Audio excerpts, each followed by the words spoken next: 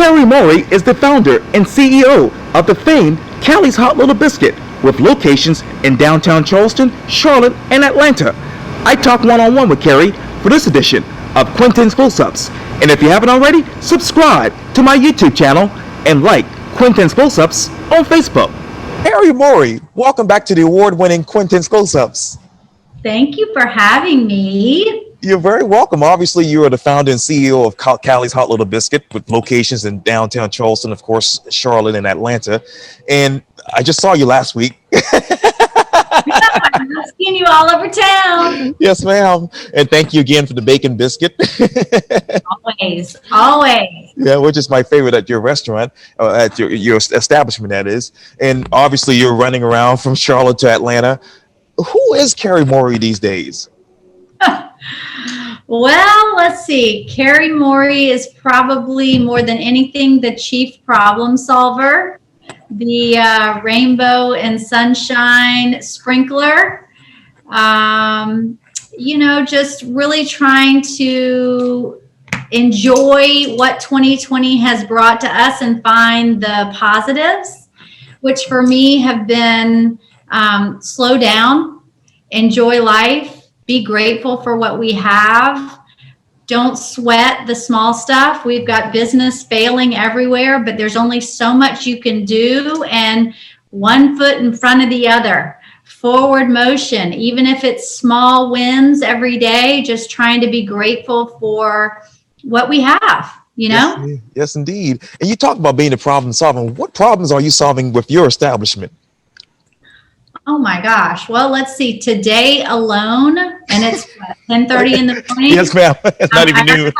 I already had an email that an employee had her mask not covering her nose, so I dealt with that, which is a reality in our world. You know, when you have 4 grab-and-go eateries, I can't be everywhere at once. So I'm so grateful for human error is going to happen, and I'm so grateful that people are telling us. Yes, ma'am. Our food truck broke down yesterday, so we're dealing with that. We have a big piece of machinery in the bakery here that's supposed to help us be more efficient with sealing biscuits. It has never worked, so we're in the process of trying to figure out, are we going to sue these people? Are we going, every day there's just, we say, as the biscuit turns. So, if you wake up expecting problems and your perspective is, I'm going to be a problem solver, it seems to be a lot easier to take, And Carrie, what biscuit describes you these days? Oh my gosh, probably the buttermilk biscuit. For many reasons, but it's the classic. It can be so many different things. It can be sweet, it can be savory, it can be breakfast, lunch, dinner, dessert. Right. It is the foundation of our business, and it is what's gotten us here. And I love that it's so versatile. So I would be very, very pleased and honored if somebody just used those words to describe me. Oh yes. And I just actually talked to you about it, but obviously it's cold out here, sitting here in downtown Charleston. And I know a couple of days ago you posted this on your Instagram post. You said this: okra soup. My grandmother will always keep a pot of okra soup on her stove this time of the year. You could always smell it at her house. It was perfect. This recipe isn't a recipe. You simply throw in whatever you have on hand and you let it simmer on low all day until it's time for dinner. Then serve it with some rice, cornbread, or whatever you prefer, really. It is my favorite dinner to have when the weather gets cooler. Let me ask you, what are your soup season favorites? Well, that is definitely my favorite. That is my nostalgic favorite. And my daughters too, when they saw that I'd posted that, they're like, Mama, when are we going to have that this week? So I actually bought all the ingredients yesterday to have it. I also love a classic tomato soup. We eat that a lot too, especially with all the activities my girls have. That's something I can throw together in no time. I also love to do parties with soup. I love to have tons of little accoutrements and just the base of a really great soup. My favorite right now is an artichoke soup because it's so smooth and velvety and rich and decadent. Yes. And a great thing to serve for a party because it's a one-pot meal, but it can be so elegant, So soup is my jam for sure. For sure. And I know that you've been doing a lot of Zoom calls lately, I believe. What is that one favorite food that you love to cook for your virtual class? Well, of course, it's biscuits. I did a Zoom virtual class with William Sonoma last week for 1,100 people. Ooh. Logged on, and we made biscuits together. I have 2 Zoom classes tomorrow for making biscuits. And this time of year, it's just so nice to take a pause and make biscuits and check that one thing off your list for your Thanksgiving to-do list, because you can make them ahead. So I feel like, it's therapeutic because it's relaxing, but you're also getting your to-do list done. And what is your to-do list right now when it comes to your restaurants? Oh my gosh. Look, I was just making, I have 3 or 4. I have one a day. Oh, wow. For the restaurants, well, let's see. We are training some new staff. So that has been what I've been working on for the last month. I've been in the stores every day working on that. Right. We just brought fried chicken back. So we're working on making sure that quality is right. And then what to do with leftover fried chicken I was just writing a recipe about that. We have an upcoming Cheerwine collaboration. We're doing Cheerwine biscuit. So I just finished the recipe on that. Now I have to train my managers how to make that. So we have all kinds of fun things coming up. And you talk about fun. You had the cocktail bandits on just recently as well. Amazing. I love those two. They make a party wherever they go. And I love Tanika. She's like my dream girl.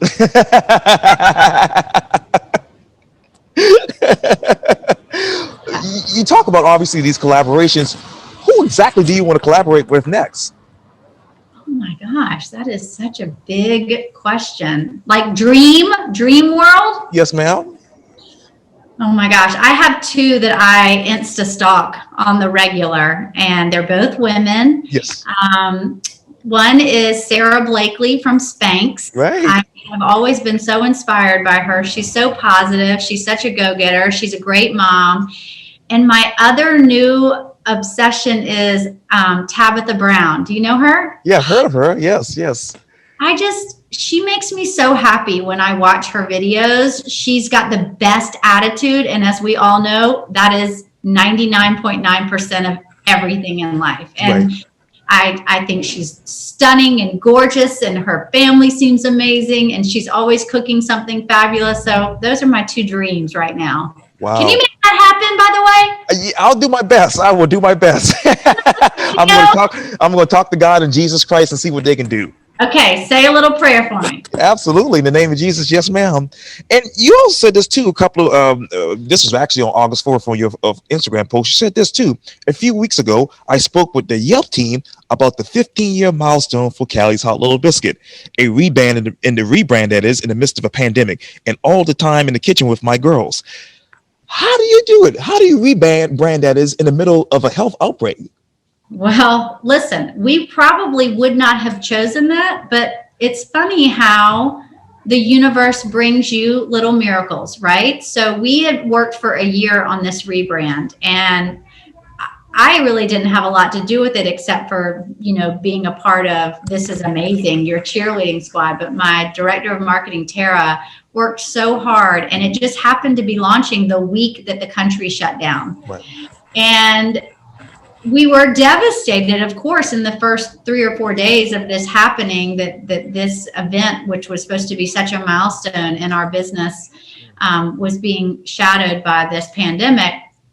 But it actually ended up being incredible because there were so many eyes on social media, and they loved it. And I feel like we maybe brought a little ray of sunshine and distraction and hope for everybody. And so it just ended up being wonderful. And it became this snowball effect of everybody sharing it and loving it and giving us such positive feedback. So I just am a firm believer that everything happens for a reason, and this was how it was supposed to be. So it is. It is.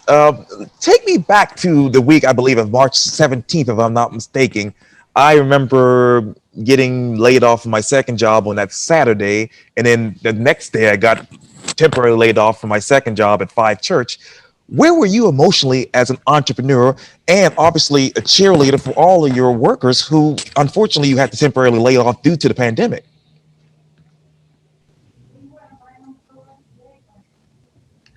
It's so crazy to think back to that time. I remember being right in front of the market building, Right. and having to go in and talk to my staff, and nobody was wearing masks. Like, we didn't know anything, right? And I remember thinking, okay, if we shut down for 2 weeks, this will go away. I mean, that was my mindset. And Right. we had just met with a bunch of restaurant owners. We had a plan, Right. and it was, the quicker we shut down, the quicker we'll be back up and running. We had no idea what we were getting ready to be served, right? So we had a conference call with all of our team, laid off 40 people. But we thought, if we lay you off now before everybody else does it, you can get into unemployment. We're going to give everybody small stipends, whatever we can afford, and we're going to be back up and running in 2 to 3 weeks. We had no idea what we were in store for. And, just crawling our way back to being open has been such an eye-opening experience, and a lesson in, be grateful for what you have. Don't complain. Don't be, overcome with negative feelings, because you just never know what could happen. And so, those 2 months that we spent in our homes, Right. We'll never get that time back. It was so precious to me. And, with my oldest daughter, a junior in high school, I've literally got a year and a half left with her, and then she's gone forever. And so I'm so grateful that we had that time. I'm so grateful that time stopped and we were able to take stock of what's most important. And, yes, we lost business. We're still struggling. But it just put everything into perspective. And now we will go forward being more cautious and making sure that the decisions we make for growth in the future are really what we want. So, I'm just trying to take a positive outlook on it. Where is your percentage-wise? Where is your establishment right now after COVID?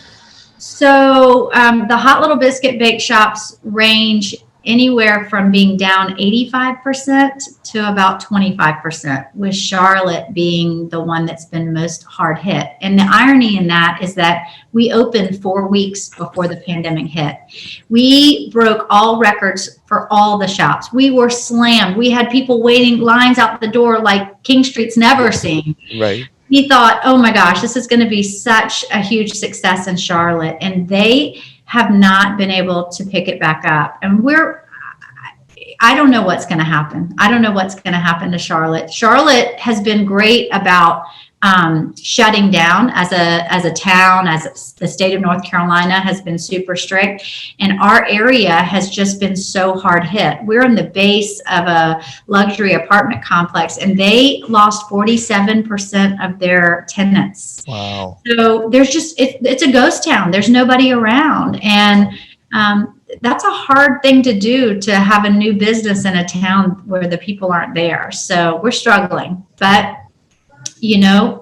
we are going to make the best of it, and we're going to take it one at a time and do our best to try to make it work. Make it work. And my dream for the Callie's Hot Little Biscuits is somehow you all can open up a shop in downtown Columbia, South Carolina. Before the pandemic, I looked at 3 spots, but I haven't found right now we're not opening anything, but we're going to get there one day. Don't you worry. It's on my list. It's on your list. And I tell you what, who's on your list? Jenna Bush-Hager from the Today Show. That was amazing. So lucky. She's amazing. Yes. She is amazing. I love her. Yes. I don't know her, but I love her. Right. I love her. She has been too kind to us. Oh my God. And she loves your biscuits along with her kids.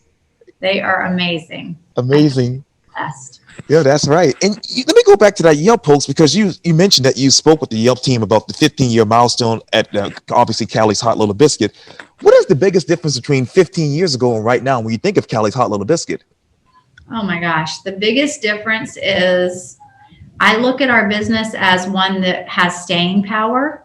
And 15 years ago, I started this business more as like a creative outlet, and where we are today it wasn't my vision, but I love the organic process of growth and how it has happened authentically. And I know now that we will be around we've stood the test of time, and we're going to continue doing that. So that's what gives me hope for the future, that yeah, Charlotte may not work out. I don't know what's going to happen, but it's not going to end our business. We will continue to fight and struggle and grow, and we'll make it. It just may look a little different, so it gives me faith and hope. Oh yes, we love faith, and thank God for that in the name of Jesus. But you talk about growth. How do you grow with smart growth? That's a great question. Smart growth to me has always meant growing when you can financially pay for it, and not growing too fast, because when you grow too fast, you can break yourself. Right. So, I think that this pandemic has been a reminder to everybody about growth and lesson. The silver lining is slow down. What are we in such a hurry for? America wants more and more and more, build, greater. Maybe this is our lesson, our time to just slow down and enjoy what we have, and not always want more. Or at least that's what I have gotten out of it. Exactly right. And you talked about earlier about King Street. Let me go back to your Instagram post on July 27. It says this quote: "What a difference 6 years make." Obviously, it's hard to believe, as you said, that it was 6 years ago this Thursday that an 8-foot wide alley became the home of my first berry eatery. It always amazes me how many people visit to try our family recipe. I've gotten to meet biscuit lovers and hear about their recipes from all over the country. Let me ask you this. What recipes have you learned or heard about that you've actually implemented yourself for your restaurants?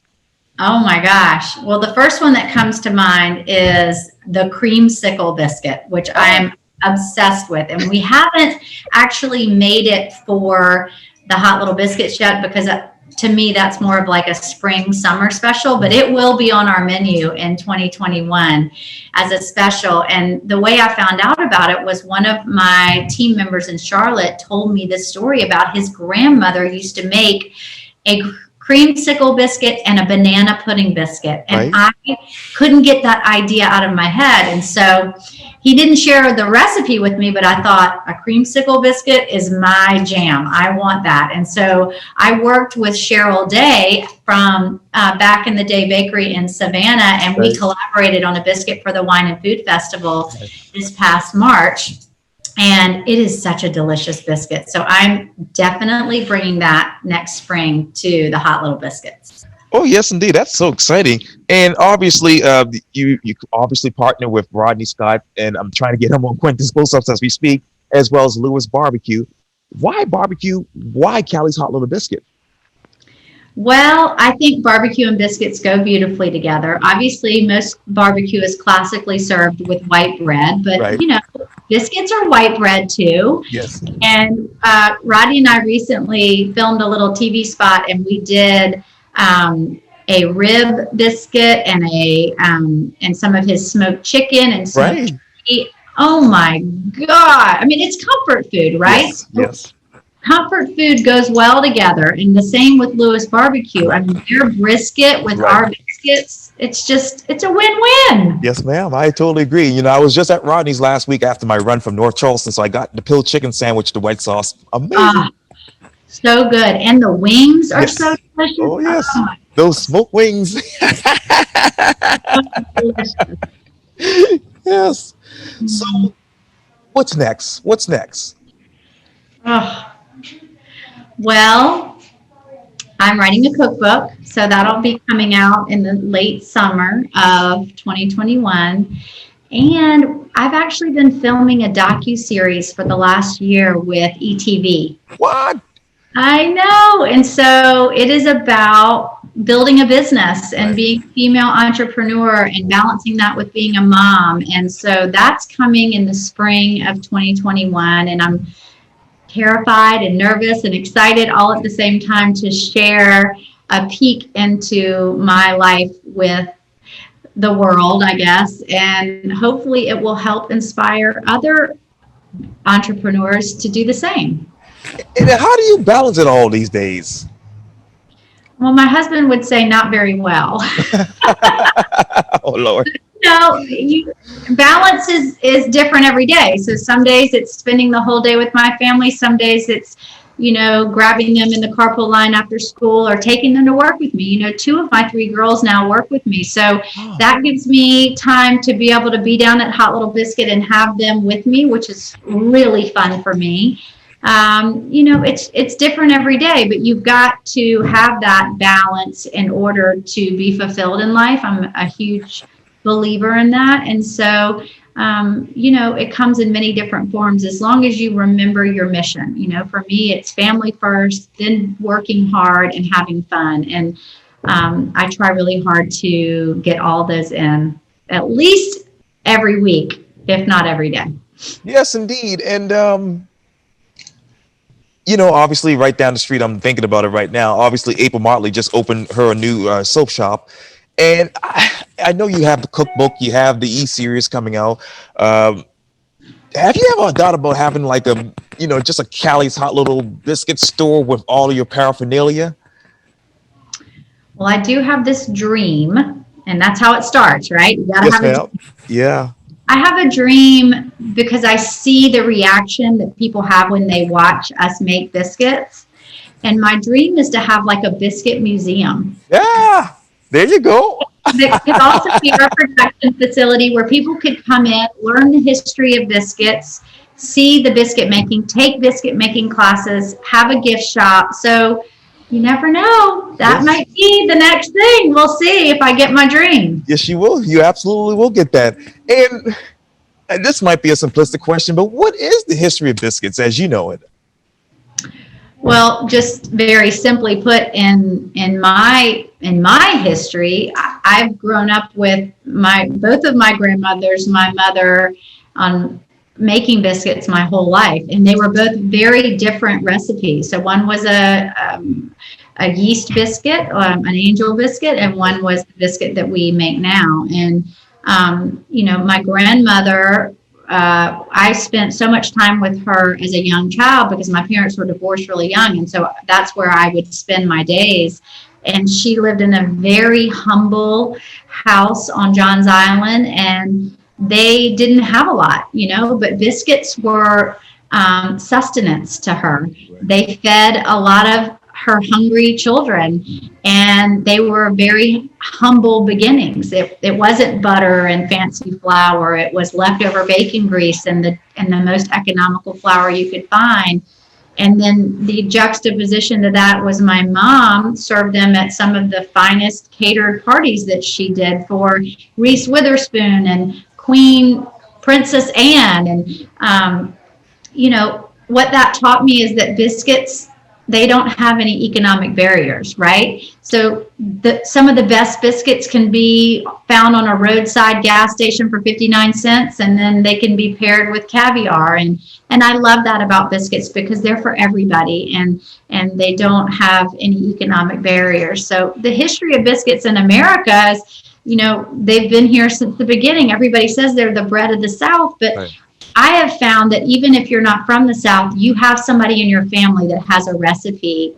And so, for me, they seem to be from the beginning of our country. And I love that about biscuits. And how many more barriers do you want to push next? Oh, I want to push them all. I want to push them all. I don't know if you know this, but we have this saying here at Hot Little Biscuit that says, be a biscuit. Right. And it's funny how biscuits and people have so many similarities. And, we talk about being a biscuit means to rise tall, be confident, be warm and buttery on the inside, be kind, and to be open to anyone's jam, meaning, everybody's equal. Let's all treat everybody equally, have an open mind, be kind, be confident. And I want that to be what I push to not only our team, our staff, our customers, my family, but everybody. It's such an incredible way to live. Be a biscuit, rise tall, be warm and buttery on the inside, be open to anyone's jam. I mean, it's like the golden rule, right? Yes, exactly right. Absolutely. And besides biscuits, who else is Carrie Morey when you put aside entrepreneur, shop owner, biscuit lover? Well, most importantly, above all of that, I'm a mom. Right. And that's my hardest job and my most rewarding job. And it's the one that at the end of the day, no matter what, that is the one that I want to be most proud of. And it has the biggest reward because my husband and I are responsible for shaping humans, and that's a huge responsibility. So to me, that's at the end of the day all that matters. So I'm a wife and I'm a mom, and hopefully a good one. Yes, you are. Absolutely. And what is your proudest moment at Callie's Hot Little Biscuit? You have obviously invited and served a lot of people, Martha Stewart, Al Roker. What is your proudest moment that you can stand on right now and say, hey, this is Carrie Morey, the entrepreneur? My proudest moment has nothing to do with the amazing people that have graced our doors and eaten our biscuits over the last 15 years. I would have to say that my proudest moment is when I have team members that love their job and want to stay. So for me, it's about building a place, another family, another culture within our business where we are working hard, treating people right, and people are excited to come to work every day. That doesn't mean it's not hard. That doesn't mean it's not messy, but that is what makes me most proud, that I am a part of an organization where people love to come to work and they want to stay and they don't want to look for another job. And, that ebbs and flows, and there's always work to be done on that. So I love that because it's a challenge, but that is my most proud moment, is my team that, hopefully we are doing our job that makes them fulfilled. And I don't think there's anything more important than that. Oh, yes, indeed. I absolutely agree. Well, the Honorable Carrie Morey, thank you so much for your time. And again, welcome back to the award-winning Quintin's Close-Ups. I love talking to you. It's been too long and I miss seeing you. And thank you for having me. You're welcome anytime, and hope to see you around the corner here on King Street soon. I will. I'll be there with bacon biscuits for you. Yes, indeed. Thank you. All right. Bye. Good to see you. You too.